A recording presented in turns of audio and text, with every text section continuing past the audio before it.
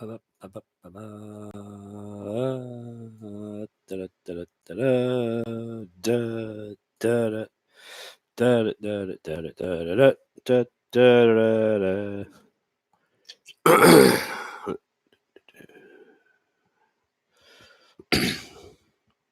been a bad week for me and Microsoft. Me and Microsoft have had some problems this week. When I signed up for web hosting, I went through GoDaddy, largely because I had an account. There was no other real reason for it there. I had an account there. I had bought domains through there in the past, and so I just went with it. I went crazy at gung ho. I'm gonna use you, GoDaddy. And I got my stuff through GoDaddy, and they provide you with email via Office 365. The problem I've been having with Office since I started using it is that the contact form on my website generates an email, and the email is from the person who sends it, and the subject line is SQL Server Consulting Inquiry. Okay, pretty easy. And for the last now 9 months and 3 days, every email that comes in as a SQL Server Consulting Inquiry goes into junk email. I dutifully say not junk, and I report it to Microsoft as not junk. I say, this is not junk email. This is how Eric Darling makes his money. This is how Eric Darling affords new Nagel prints when he wants them. There's another one behind there. But every single one goes to junk despite me reporting it over and over again. And so this close to moving to G Suite. The only thing I have to figure out is how much of a pain in the butt it's going to be to move to G Suite, and then if I can keep the rest of the Office products that I need, because I just don't want the email, but having like Word and PowerPoint and Excel and all the other stuff that I use pretty frequently would be nice to have. Ren and Stimpy is not new though. Ren and Stimpy has been in my life. Let's see, it's 2019, for almost 5 years. Ren and Stimpy has been in my life. I bought Ren and Stimpy and Dune at the same time. Dune over there. Oh yeah, that's there. But this past weekend I bought some Nagels. They weren't expensive. They're not like real Nagels. They're just Nagel posters. They were like $100. So I was just happy to get some Nagels. Now I just have to put them up. It's the other problem I have, is finding time to put things up. Eventually I'll figure that out. I also need to find time to shave. Art all seems to be from a distinct era. Ren and Stimpy was the 90s. Dune was the 80s. Nagel was the 80s. I love some 80s. I guess is your point. You're right there if you're trying to call me a fan of the 80s. I do not dispute that. Cannot dispute that.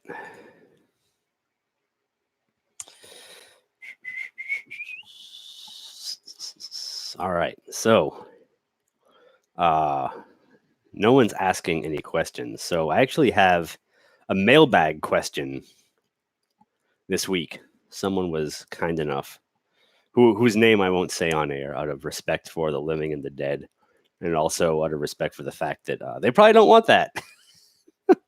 So I'll just say, we'll just call them,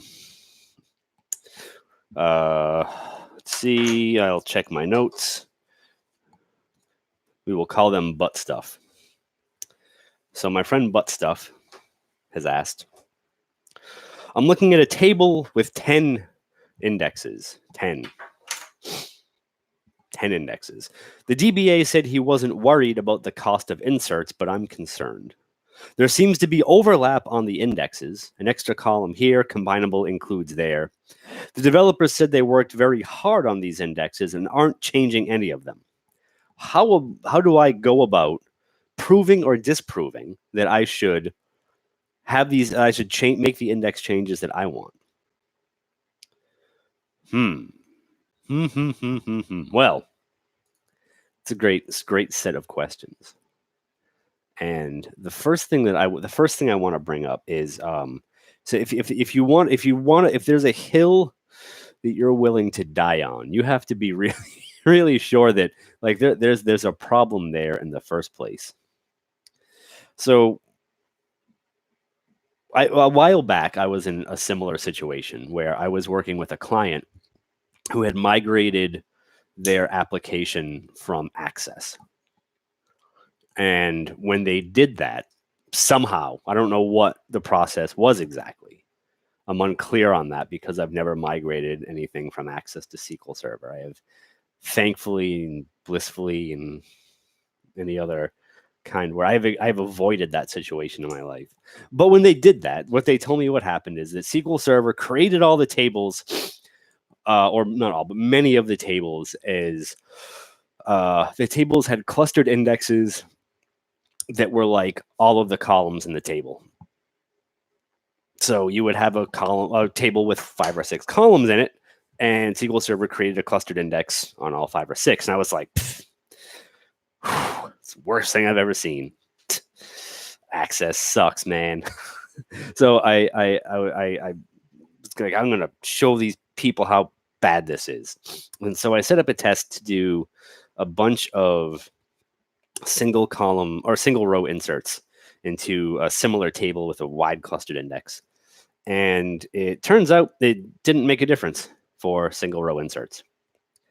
It started to make a difference when I got up around like a million rows or 2 million rows or, like larger inserts, but they weren't doing inserts like that. So it wasn't applicable. In other words, I got all riled up for nothing. It was like index design crazy at that point in my life, I guess. And I was sitting there, oh man, I gotta show these people what's up. I gotta really, really bury this one. And I was wrong. Internally, I was wrong. So the first thing to do is understand your workload pattern. If you're doing a bunch of single row inserts, probably not going to be the biggest deal in the world. Where it might start making a bigger deal is if you're doing larger updates or deletes. So there are 2 stored procedures that are going to help you with this problem.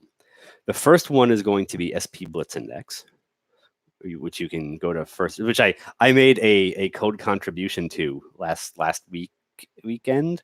Same with Blitzcache. I actually did a few things on Blitzcache, but those are the 2 you're going to use. You go to firstresponderkit.org. All one word. Let's hold up a sign here. Let me make a sign for you so that everyone understands where they're going to go. And so you're going to use SP Blitz index, and first you're going to run it against the database that you care about, and then you're going to zoom in on the table that you care about. So if you use the database name parameter, you can. It's really hard trying to write and talk at the same time independently. That's interesting. So you're going to first run it against a database that you care about, right? You're going to look at the overall problems in the database. That table might not be that big a deal. 10 indexes isn't that crazy to me. And the second thing you're going to do with SP Blitz index is use it to zoom in on a specific table. So if you feed it a database name and a table name, then you can zoom in and see if there's any weird stuff with the table itself. But what I would take a look at in SP Blitz index when you run it against the entire database, one I would use mode 4. So first, I hope that's not backwards for all of you. Firstresponderkit.org. So head over there, and when you run it against Blitz index in the entire database, see if there are warnings for the table that you care about. See if there are like big warnings, like aggressive locking warnings, or like missing index warnings, and the duplicate and borderline duplicate index warnings. See if there's stuff like that first. That's the first thing that I would poke at. And then after you run SP Blitz index and you look at that, what I want you to do is run SP Blitz cache. What SP Blitz cache is, the way you want to run SP Blitz cache is you want to run it since your primary concern is with writes right? With writing to that table, you want to run it with the sort order writes or average writes, AVG writes, or the word average all spelled out. It all depends on how many fingers you have, I think, is how you end up spelling that. I have all of my fingers, but I don't type with that many fingers. I think I type like this mostly, or sometimes like this. I very rarely get those involved. But yeah. So run it by writes first and see if there are any queries that are doing a lot of writes against this table that we care about. The second thing I want you to do is run it by reads or average reads. So again, AVG or average, depending on how many fingers we're going to get involved. And then I want you to look and see if there are any queries that are hitting that table and for doing a lot of reads.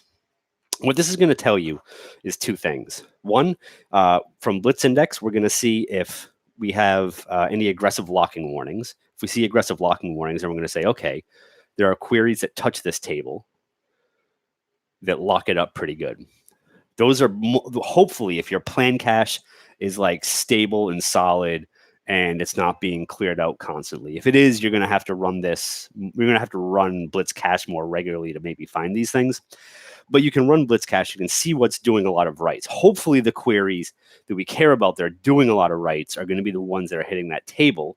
And then we can figure out, okay, maybe there's a way that we can not do so many writes against that table and not lock it up so much. Ways to do that would be like batching transactions, so only hitting like 500, 1,000 rows at a time or something, right? If you are doing like big old womping inserts into that table. And then the other thing we can look at is by reads.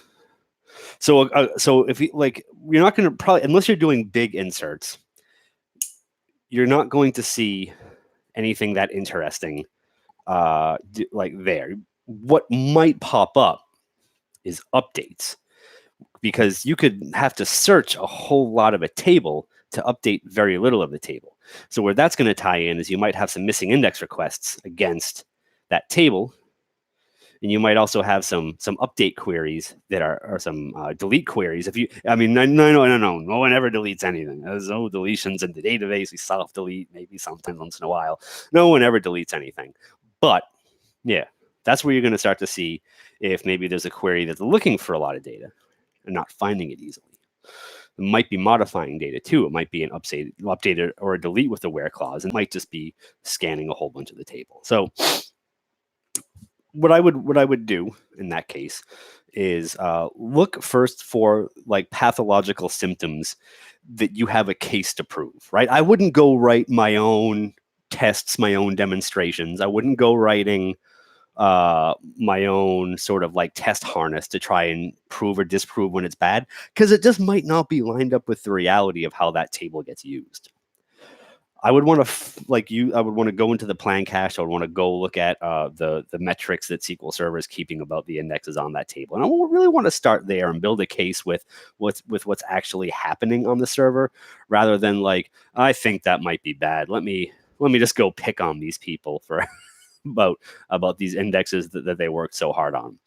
I'm sorry, I didn't mean to say that. This is a family-friendly podcast or YouTube video, whatever. Anyway, let's get back to the story. So yeah, you might be able to find some underlying pathologies with the borderline duplicate indexes and Blitz index, and you might be able to corroborate some of those pathologies with the information from Blitz cache. But make sure that you're finding stuff that's actually happening on the server, not just stuff that's happening in your head when you look at that table. Because a lot of the times when as people who stare at SQL servers all day, we get very used to anti-patterns or perceived anti-patterns and chasing those things down. And quite often those anti-patterns, those perceived anti-patterns aren't the biggest problem on a server. And sometimes they're not even a problem at all. Anti-patterns are never a good thing to, really like always chase down to the very end. You might find some and you might say, okay, well, this is, something that generally you want to avoid, but it just might not be the problem that you're having on that server. So I would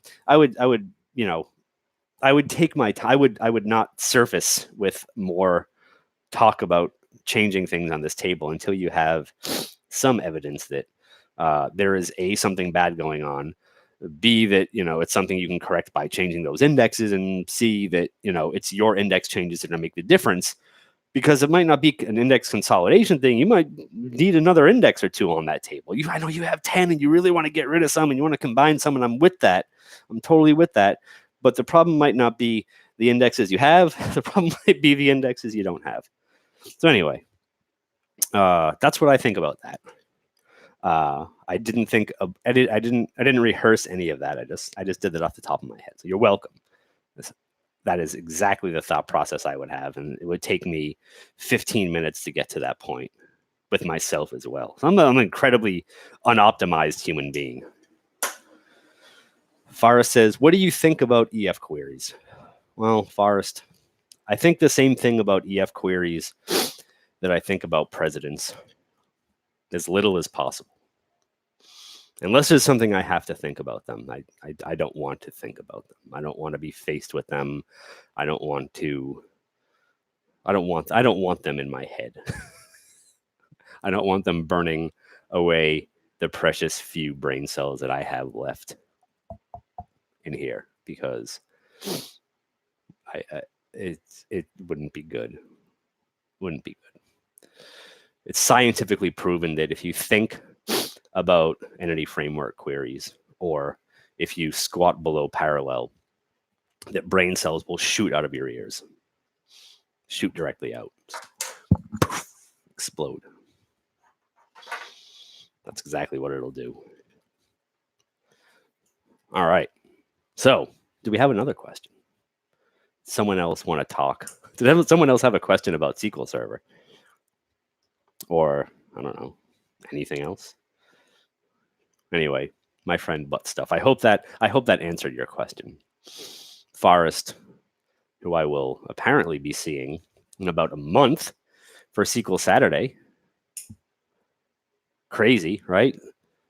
Forrest is going to be in New York for SQL Saturday. Joe Obish is going to be in New York for SQL Saturday. A lot of other very talented speakers are going to be in New York for SQL Saturday. Mr. Obish is having a pre-con for SQL Saturday. Very excited. His first one. Get him out of the gate with that. Set him up good and proper as a valued pre-con presenter. Hopefully, anyway. As long as he doesn't turn into a fainting goat on stage. We'll see. We'll see about that. So this is where things get funny. Is Outlook will let through stuff from Ninja Forms, which I don't. I got a newsletter from Ninja Forms, which I've never asked for. I've never signed up for. I've never used. But there we go. There I go, getting a newsletter from them. That doesn't go into spam. What goes into spam? Consulting inquiries. Things that I need to get paid. Things that I need to pay rent for this room. Forrest asks, how often do you run across clients who would benefit from batch mode or column store? Benefit from column store, I would say 3 or 4 times a year. I will get a client that is simply absorbing an insane amount of data and then aggregating it elsewhere. I run across that 3 or 4 times a year. People who would benefit from batch mode generally, it's not that they would benefit necessarily from batch mode processing, though some undoubtedly would. What a lot of people would benefit from is the stuff that's currently hidden behind batch mode processing. So like the memory grant stuff, the adaptive join stuff, that stuff, the stuff that can sort of maybe kind of eventually help with parameter sniffing. So pretty often I will see that, I think everyone on Earth with a SQL server or the database in general probably is in some way dealing with, what do you call it? What's that word? Parameter sniffing. There we go. Slowing the application fast in SSMS. That someone has to deal with it. So yeah, some of that stuff would help. Peter says, I tried to convince some NYC buddies to go to your column store thingy, But they all said column store is one of the things that works awesome, so no need to go. Wow. You know, if they're that good with column store, then they should be teaching the pre-con. So if column store is working fine for you, that's great. I think if it's Joe's pre-con is for people who want to really, really learn, like in depth about column store and batch mode processing. I don't necessarily know that there's a good counter to that. If they're not interested in learning more and they think their column store workload is running fine, that's great.